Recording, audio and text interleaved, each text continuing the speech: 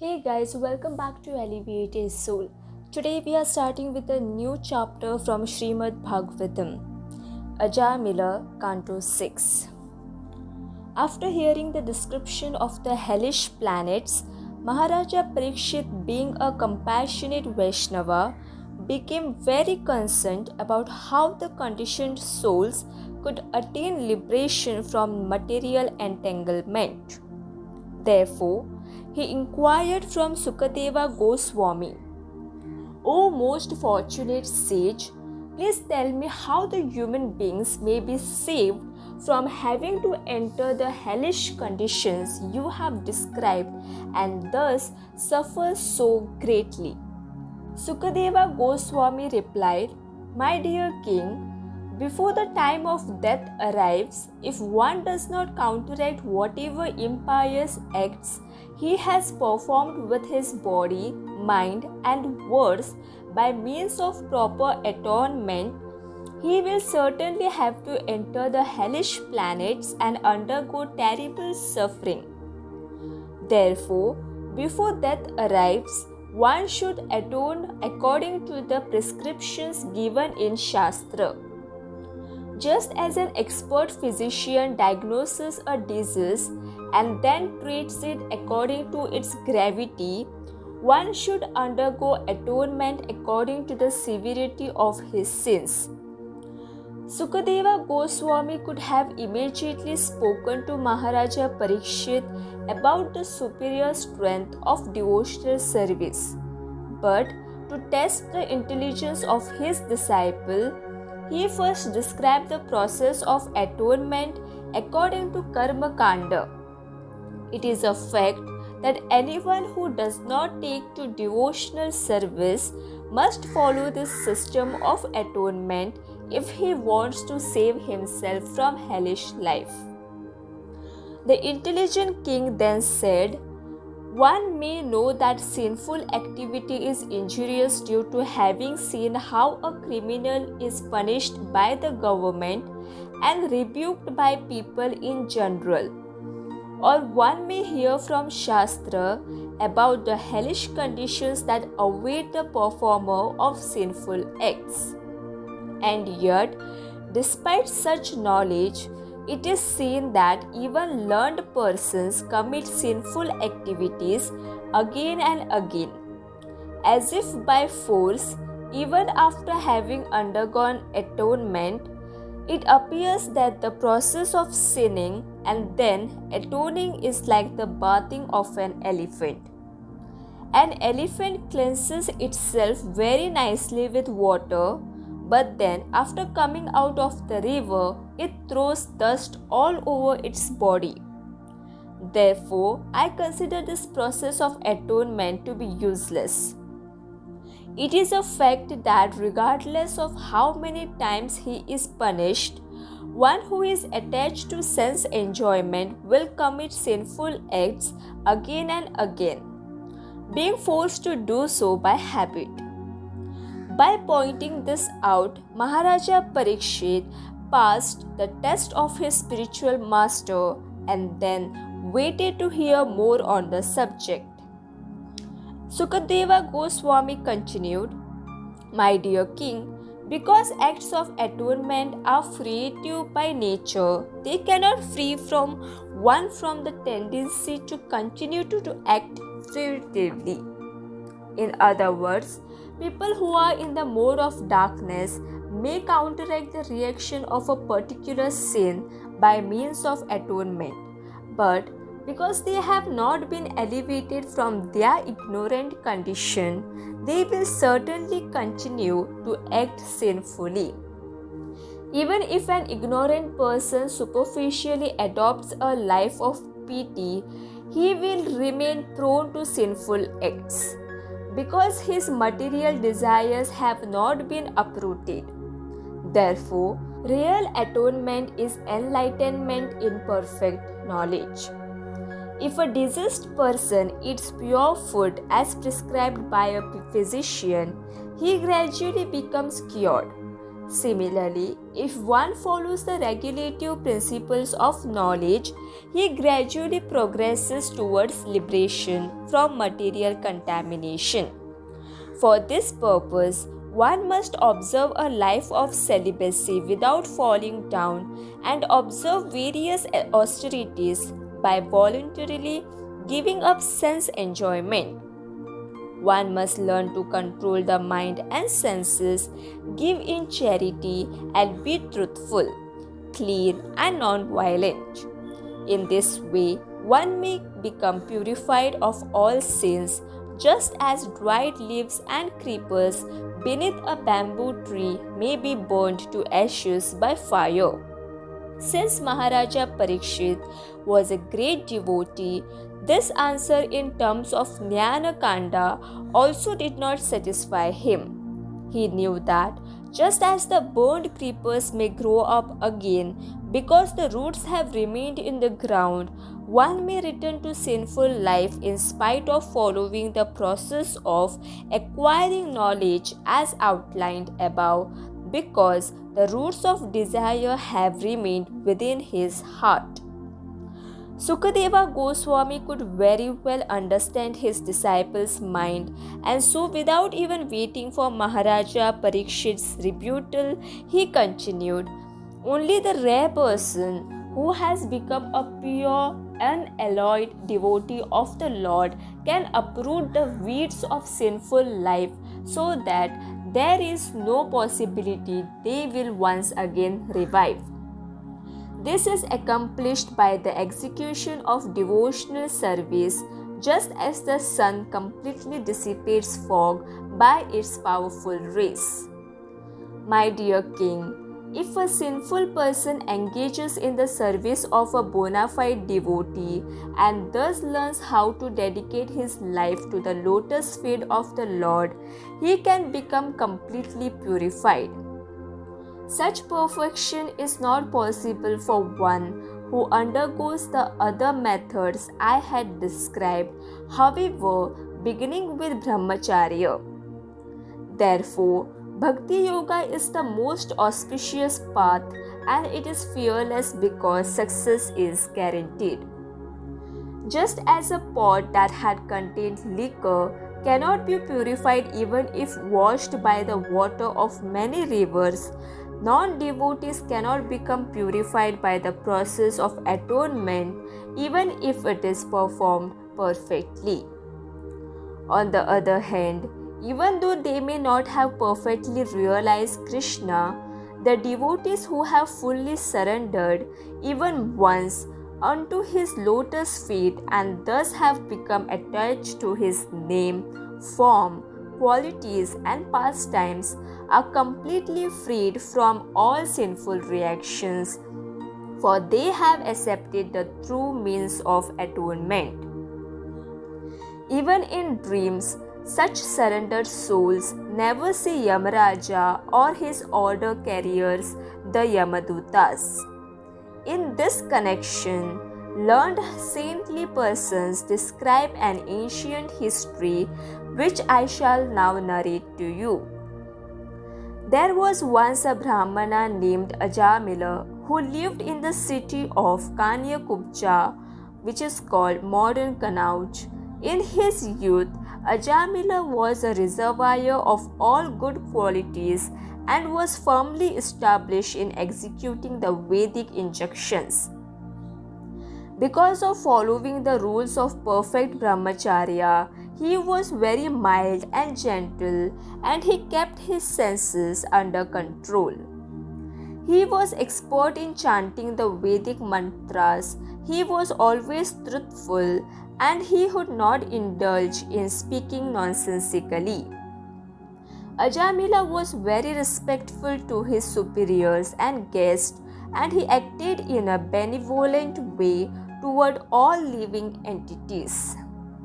He was always very well behaved, non-envious, and freed from all kinds of false prestige.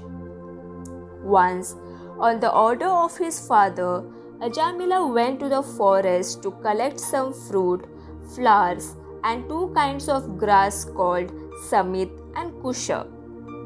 While walking along the public road, Ajāmila happened to come upon a very lusty Shudra shamelessly embracing and kissing a prostitute. Because the couple was intoxicated, the Shudra was smiling and singing as if this were proper behavior, and the dress of the prostitute, whose eyes were rolling, had become loose. Upon seeing this, the dormant lusty desires within Ajāmila's heart were awakened, and he fell under their control due to illusion. Ajāmila tried very hard to suppress his lust and control his mind by remembering the instructions of Shastra regarding the association of women. Because the force of Cupid raged within his heart, however, he failed to do so. Thus, just as the sun and moon are eclipsed by a low planet, the Brahmana's good sense was taken away by lust. Taking advantage of the situation, Ajāmila always thought of the prostitute. Then, after the death of his father soon thereafter, he engaged her as a servant in his house. Having abandoned all the regulative principles of a Brahmana, Ajāmila began spending whatever money he had inherited to satisfy the prostitute so that she would remain pleased with him.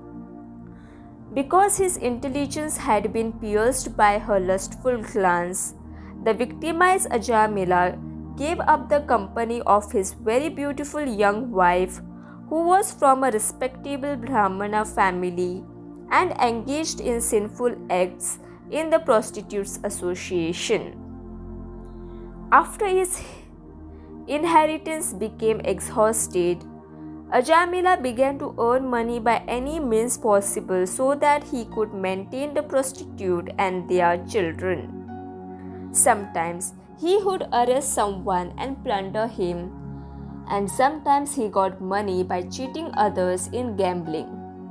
In this way, after living a long life of extravagance, transgressing scriptural injunctions, and eating food prepared by a prostitute, Ajāmila arrived at his 88th year. Ajāmila had 10 sons, and in spite of his being an old man, his smallest child, who was named Narayana, was hardly more than a baby. The youngest child is naturally very dear to his parents, and so because of little Narayana's broken language and awkward movements, Ajāmila became very attached to him. While taking very special care of his son, Ajāmila would regularly call out, "My dear Narayana, please come here and eat this food. Narayana, please come and drink this milk." Thus, although Ajāmila had completely forgotten Lord Narayana, the Supreme Personality of Godhead, due to Ajnata Shukriti, he had named his youngest son Narayana. By constantly calling his son, Ajāmila unknowingly became attached to the chanting of the holy name of the Lord, and as a result, he steadily became purified. Although he was referring to his small child and not to the original Narayana, the holy name is so powerful that his chanting was being counted and recorded. While absorbed in taking care of his little son, foolish Ajāmila could not understand that his allotted time had become exhausted. When the moment of death arrived, Ajāmila saw 3 very hideous-looking persons with deformed features, fierce, twisted faces, and hair standing erect all over their bodies. With ropes in their hands, these Yamadutas had come to take Ajāmila to the abode of Yamaraja.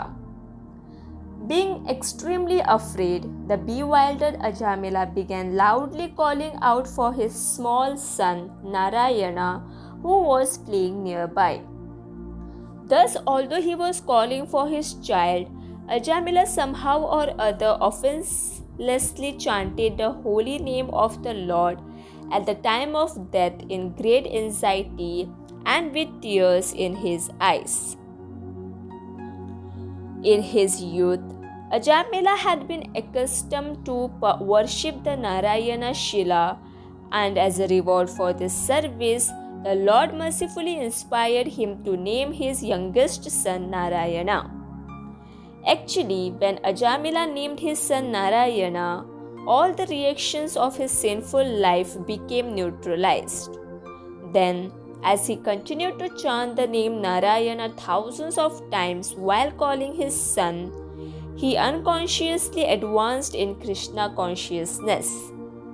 Then, at the time of death, when Ajāmila concentrated his mind on the holy name of Narayana, he remembered the original Narayana who had very faithfully worshipped in his youth. After hearing the holy name of their master from the mouth of dying Ajāmila, 4 Vishnu-dutas immediately arrived upon the scene. The Yamadutas were just about to snatch the soul from the core of the heart of Ajāmila's body, but with resounding voices, the Vishnu-dutas forbade them to do so. The Yamadutas had never before been hindered in the execution of their duty, and thus with great surprise they responded, "Who are you that you dare to challenge the jurisdiction of Yamaraja? Whose servants are you, and where have you come from? Are you demigods, sub-demigods, or devotees of the Supreme Lord? Your eyes are just like lotus petals, and your 4 long arms are adorned with bows, swords, clubs, conch shells, discs, and lotus flowers. With your beautiful dress and ornaments, you appear very fresh and youthful, and your effulgence has dissipated the darkness of this place. Why are you obstructing us from the execution of our duty?" Upon hearing the words of the Yamadutas, the Vishnu-dutas smiled and then replied with voices as deep as the sound of rumbling clouds. "If you are actually servants of Yamaraja, then you must explain to us the meaning of religious principles as well as the symptoms of irreligion. Please tell us who is actually fit for punishment, all the fruitive workers in this world, or only some of them?" The Yamadutas said, "The Vedas emanate directly from the Supreme Personality of Godhead, Narayana, and thus that which is prescribed in them constitutes dharma or religious principles. On the other hand, anything that is opposed to the Vedic principles is to be considered as irreligion. Lord Narayana, as the all-pervading Paramatma, witnesses the activities of the living entities, as do the demigods, sun, fire, air, moon, water, land, and directions. Whoever these witnesses conform to have deviated from their prescribed duties becomes a candidate for punishment. In proportion to the extent of one religious or irreligious acts in this life, he must enjoy or suffer the corresponding reactions in the next. Since everyone in this world is a fruitive actor, working under the direction of the 3 modes of material nature, sinful acts are inevitable. For this reason, everyone in this world becomes punishable at some time or other. Just as springtime in the present indicates the nature of spring in the past as well as the future, so the symptoms of happiness, distress, or a mixture of the two that one exhibits gives evidence regarding the religious and irreligious acts of his past and future lives. Our master, Yamaraja, is as good as Lord Brahma, because while situated in his own abode, he can mentally observe the activities of all living entities and does understand their past and future actions as well. In his youth, this Ajāmila was a very good Brahmana, but by the association of a prostitute, he became extremely degraded and performed innumerable sinful acts. Because he never underwent a process of atonement for his sins, we must take him to Yamaraja so that he can be punished for his own purification. After hearing the statements of the Yamadutas, the Vishnudutas, who are always very expert in logic and argument, replied, "Oh, how painful it is that irreligion is being introduced into an assembly where religion should be maintained. Those who are in charge of maintaining religious principles are needlessly punishing a sinless person. A ruler should be so well qualified that he acts just like a father while instructing and protecting the citizens without partiality.